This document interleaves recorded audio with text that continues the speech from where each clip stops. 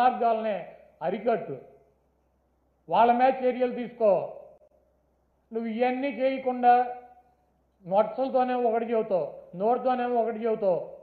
ఇక 24 గంటలు దేవుడైనా రాజకీయమే, మావైనా రాజకీయమే, ఏదైనా రాజకీయమైనా మన బతుకు.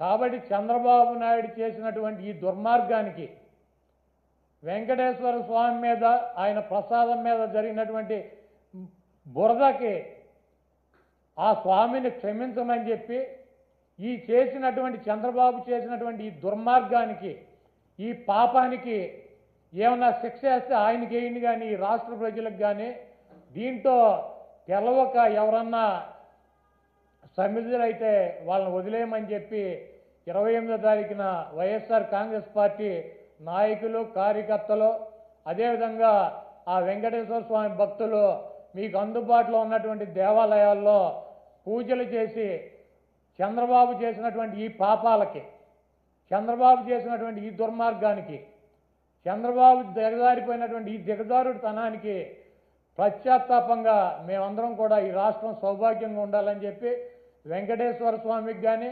వెంకటేశ్వర స్వామి ప్రసాదానికి కానీ ఎవరూ కూడా హాని చేయలేరు. అది చెయ్యాలన్నటువంటి తలంపు వచ్చినా కూడా, చెయ్యవసరంలా తలంపు వచ్చినా కూడా ఆ స్వామే చంద్రబాబు కన్నా మహిమ ఉన్నవాడు, చంద్రబాబు కన్నా ఎక్కువ అధికారం ఉన్నవాడు.